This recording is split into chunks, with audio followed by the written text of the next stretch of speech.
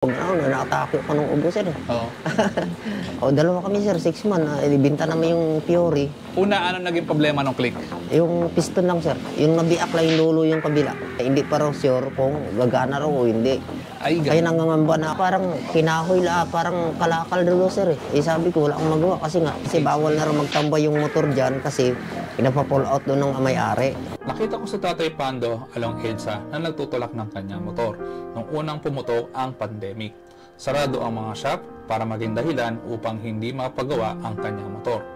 Kaya nung nakita ko siya ay agad kong inayos ito para makauwi siya. Nung matapos ko gawin ang kanyang motor ay sinamahan ko siya makauwi para masiguro na hindi muli mapuputol ang kadena ng kanyang motor. At dito ko nasilayan ang mundo na pasan-pasan niya at ng kanyang pamilya. Si Tatay Pando ay isang lalamove rider na kung saan dito siya kumukuha ng panggastos niya para mabuhay ang kanyang pamilya. At ang kanyang asawa naman ay nagtitinda ng merienda sa bangketa na kung saan doon sila nakatira. Nung malaman ko na wala silang bahay talaga, dito ko napatunayan na wala akong dahilan para sabihin na ang mga problema ko ay mahirap at hindi ko kaya. Hanggat maaari ay ayaw kong magbigay ng pera. Kaya gamit ang sarili kong pera at sa tulong na rin ng aking mga taga-suporta, nabigyan ko siya ng groceries ng ilang beses upang may makain sila ng ilang buwan at makaipon na rin siya. Minsan hindi mo malalaman kung bakit magulo ang buhay. Kung sino pa ang walang-wala sa buhay ay siya pa ang binabagsakan ng mabibigat na problema. At dito tuluyang bumigay ang kanyang motorsiklo gamit sa trabaho. Nung nalaman ko ito ay hindi ko alam kung saan at paano ako makakatulong sa kanya. Hanggang sa maraming tao ang nakapanood ng istorya niya at dito ako humugot upang mapalitan ko ng bago ang motor niya.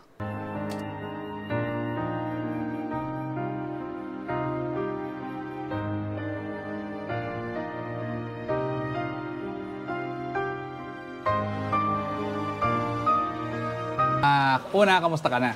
Okay lang, sir. Okay ka lang? 6 months kami nagkasakit, sir. 6 months kayo nagkasakit? Oo, Anong walang sakit trabaho, mo? sir, yung hika.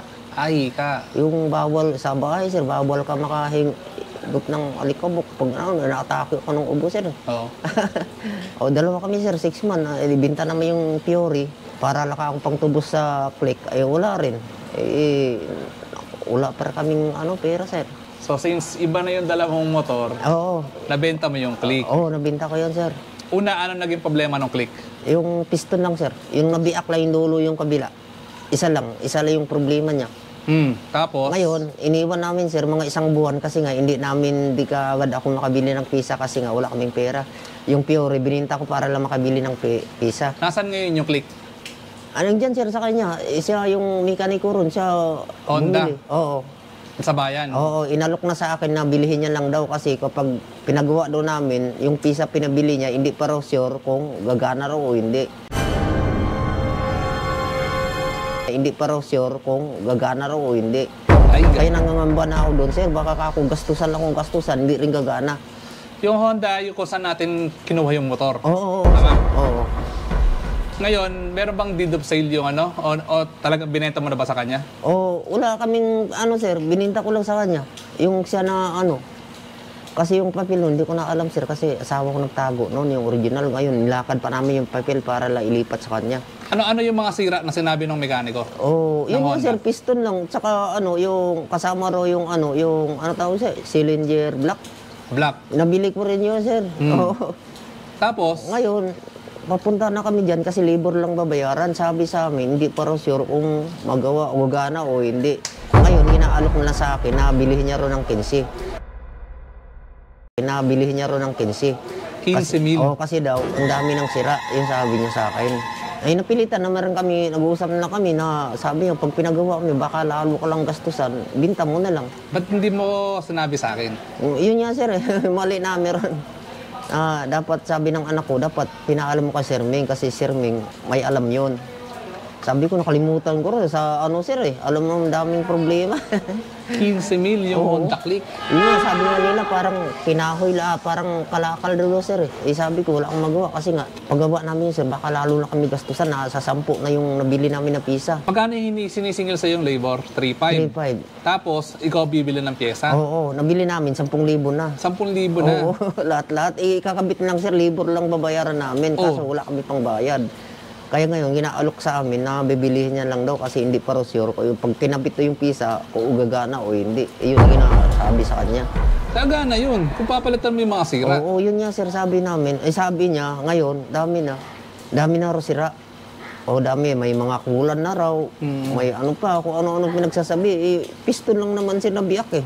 Tapos, Ngayon, bibilihin binenta mo niya na lang lang daw ng kasi bawal na raw magtambay yung motor dyan kasi pinapa-pull out doon ng may-ari. Yung papeles ng motor, sa'yo pa ba nakapangalan o sa kanya na? Sa kanya na sir kasi pumunta kami si LTO sa amin eh. Pinagawaan pa kami na daming ano sir, parang wala na halaga yung 15,000 eh. Ngayon sir, yung problema pa, yung pisa na gahalaga ng 5,000 yung kasamang piston, hindi pa yung kasama yung block, dinala namin yan. Pagbalik namin, ginakuha namin, ayaw na ibigay. Yung alin? Yung pisa na binili namin yung piston. Ba't ganun? Yun nga sir eh. Sabi ng kasama niya, yung maliit sir, kasi yung kalbo. Alam mo pangalan ng kalbo? Yung isa, pangalan niya, Junjun sir. Yung nagbibinta naman sa amin ng block, kaso 4,500. Sabi ko, bibili na kami ng yung mamurahin lang para ako at least maigawa, mapatakbo lang. Para ako iuwi mo sa bahay. So lilinawin ko lang ha. Binenta mo sa kanya yung motor ng 15,000, tapos yung mga binili mong pyesa na Hindi dapat na binalik sir, oo. dapat na magiging maayos yung motor, sa kanya din. Oo, bali 5,000 yun sir.